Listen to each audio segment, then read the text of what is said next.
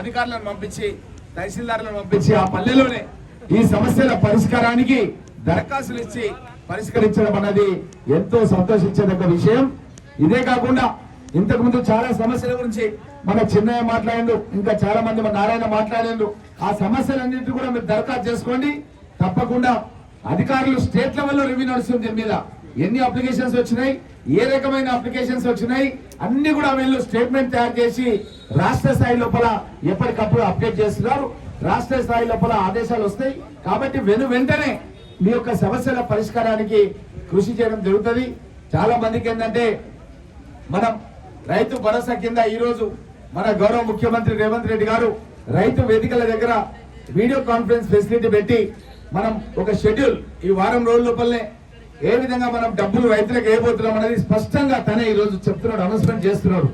కాబట్టి అధికారులకు కూడా చెప్తున్నాను, ఎందుకంటే వాళ్ళకి బాధ ఏంటంటే వాళ్ళకి రావాల్సిన డబ్బు ఇప్పుడు చిన్న ఎగ్జాంపుల్ చెప్తున్నాడు ఏంటంటే ఈ యొక్క ప్రభుత్వం నుంచి రైతు భరోసా కింద డబ్బు వాళ్ళకి పాస్బుక్ లేనందు మూలంగా పడతలేవు, బ్యాంకులు కూడా అప్పులు ఇస్తలేరని చెప్తున్నారు. కాబట్టి దీనిపైన వెంటనే మన తహసీల్దార్ గారికి చెప్తున్నాను, నువ్వు చొరవ తీసుకొని వీళ్ళకి వెంటనే వీళ్ళకి సంబంధించినటువంటి రికార్డ్స్ అన్ని కూడా పాస్బుక్స్ అన్ని కూడా ఇప్పించేస్తే వాళ్ళకి కావాల్సినటువంటి అవసరాల దృష్ట్యా వాళ్ళు వ్యవసాయాన్ని అభివృద్ధి చేసుకోవడానికి వీలవుతుందన్న విషయాన్ని కూడా తెలియజేస్తూ, అదే విధంగా ఇంతకు ముందు మన ఏదైతే సాదా పరిణామాల గురించి అడగడం జరిగింది రామ్లాల్, అయితే సాదా పరిణామాల గురించి ప్రభుత్వం చిత్తశుద్ధితో ఉంది. దానిపైన ఒక హైకోర్టులో కేసు నడుస్తుంది. అయినా సరే అప్లికేషన్లు తీసుకోమని తహసీల్దార్లకు ఆదేశాలు ఇచ్చారు. అప్లికేషన్ తీసుకొని సుప్రీం మన హైకోర్టు జడ్జిమెంట్ ఏ విధంగా వస్తే ఆ విధంగా దాన్ని పరిష్కరించడానికి ప్రభుత్వం కృతనిశ్చయంతో ఉందన్న విషయాన్ని కూడా తెలియజేస్తూ, ఇంకా ఇవే కాకుండా అసైన్మెంట్ కమిటీలు కూడా మళ్ళా స్టార్ట్ చేస్తాం. 10 ఏళ్ళ అసైన్మెంట్ కమిటీలు లేకుండే మొత్తం కూడా వాళ్ళే కేటీఆర్ వాళ్ళ ముఠా ఏదైతే ఉండనో వాళ్ళే మొత్తం సంలాయిస్తారు. ఇప్పుడు మళ్ళా ఎమ్మెల్యేలు చైర్మన్ గా అసైన్మెంట్ కమిటీలు కూడా మళ్ళీ ఏర్పాటు చేస్తామని చెప్పి కూడా మాకు సీఎం గారి సమక్షంలో చెప్పడం జరిగింది ఎమ్మెల్యేలందరికీ. కాబట్టి ఇంకా ఎక్కడన్నా గ్రామాలలో ప్రభుత్వ భూములు కనుక ఉండి ఇప్పుడు ఇందిరమ్మ ఇల్లు కట్టుకోవాలని చాలా మందికి ఆలోచన ఉండి ఇంటి స్థలం లేని వాళ్ళు కూడా చాలా మంది ఉన్నారు. తప్పకుండా అవి దృష్టి పెట్టి తహసీల్దార్ గారికి చెప్తున్నాను, అక్కడక్కడ గ్రామాల లోపల ఎక్కడైనా గవర్నమెంట్ ల్యాండ్స్ ఉంటే ఆల్రెడీ వివరాలు మీద ఉన్నాయి కాబట్టి మీరు సేకరిస్తే మనం తప్పకుండా దాన్ని కూడా క్లియరెన్స్ చేసి వాళ్ళకు ఇల్లు కట్టుకోవడానికి అవకాశం కల్పిస్తామన్న విషయాన్ని కూడా మీకు అందరికీ కూడా తెలియజేస్తూ, అదేవిధంగా కొంతమంది పేదవాళ్ళు ఉన్నారు మన దగ్గర, పేదవాళ్లకు భూములు లేవు. ఆ భూములు లేని వాళ్ళని కూడా డాటా ఉపాధి హామీ డిపార్ట్మెంట్ నుంచి తీసుకొని వాళ్ళకు కూడా మనం ఇందిరమ్మ ఆత్మీయ భరోసా కింద ఉపాధి హామీ లోపల ఎవరైతే కనీసం 20 రోజులు పనిచేస్తారో వాళ్ళందరికీ కూడా మనము ఒక్కొక్క వ్యక్తికి సంవత్సరానికి 12,000 ఇచ్చే విధంగా పోయినసారి మనం 6,000 రూపాయలు ఇచ్చినాం. ఈ రోజు ముఖ్యమంత్రి గారు మిగతా 6,000 కూడా మళ్ళీ శాంక్షన్ చేస్తున్న విషయాన్ని కూడా మీకు అందరు కూడా తెలియజేస్తూ, ఈ యొక్క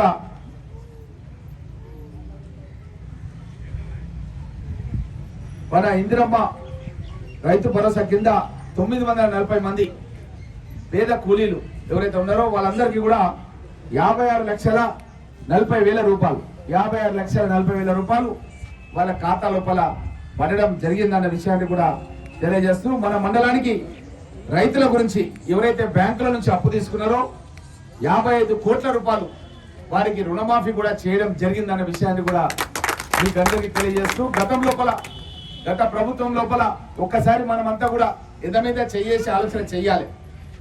గత ప్రభుత్వం లోపల బీఆర్ఎస్ ఆయన లోపల నేను స్వయంగా ఇట్లా ప్రదీప్ ఎట్లుంటాడో అట్లా హరీష్ రావు ఉంటే శాసనసభలో మాట్లాడినా, నీ నియోజకవర్గం సిద్దిపేటకు, కేసీఆర్ నియోజకవర్గం గజ్వేల్కు, కేటీఆర్ నియోజకవర్గం సిరిసిల్లకు మీ గవర్నమెంట్ లో మీరిచ్చిన డబ్బు కంటే రైతులకు మేము ఎక్కువ ఇచ్చిన మన విషయాన్ని నేను అగ్రికల్చర్ డిపార్ట్మెంట్ నుంచి తీసుకున్నటువంటి డాటా తీసుకొని మాట్లాడితే హరీష్ రావు శాసనసభలో ఉండి కూడా జవాబు చెప్పకుండా కూర్చున్నారన్న విషయాన్ని కూడా ఇక్కడ ఉన్నటువంటి రైతులకు అందరు కూడా మీకు అందరు కూడా తెలియజేస్తున్నా.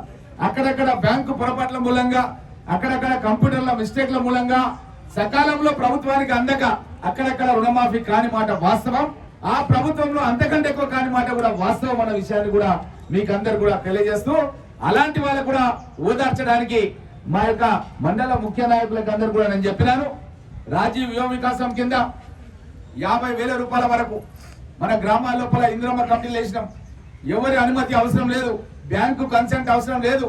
50,000 రూపాయల వరకు ఎస్సీ కార్పొరేషన్ ద్వారా ఎస్సీలకు, ఎస్టీ కార్పొరేషన్ ద్వారా ఎస్టీలకు, బీసీ కార్పొరేషన్ ద్వారా బీసీలకు, మైనార్టీ కార్పొరేషన్ ద్వారా మైనార్టీలకు, ఈబీసీ కార్పొరేషన్ ద్వారా మనంతా ఎప్పుడు కనబడుతుండే మా కోమటోళ్ళు కూడా చాలా ఇబ్బందులు ఉన్నారు సార్ అంటారు. కోమటోళ్ళు కానీ ఇంకా అదే విధంగా బాపనోళ్ళు కానీ రెడ్లు కానీ వాళ్ళకు కూడా ఒక ఈబీసీ కార్పొరేషన్ అన్నది, ఎకనామిక్ బ్యాక్వర్డ్ కార్పొరేషన్ అని. దాని ద్వారా వాళ్ళకు కూడా 50,000 రూపాయల వరకు మనకు బ్యాంక్ కన్సెంట్ లేకుండా మనం వాళ్ళందరూ కూడా ముఖ్యులందరినీ కూడా కూర్చోబెట్టి ఆల్రెడీ దరఖాస్తు చేసుకున్నారు. 14 తారీఖు లాస్ట్ డేట్ ఉండే. ఎవరైతే దరఖాస్తు చేసుకున్నారో వాళ్ళందరికీ కూడా నారాయణ ఆల్రెడీ లిస్టు తయారు చేసిండు. ఎవరైతే ముఖ్య నాయకులు క్యాస్ట్ల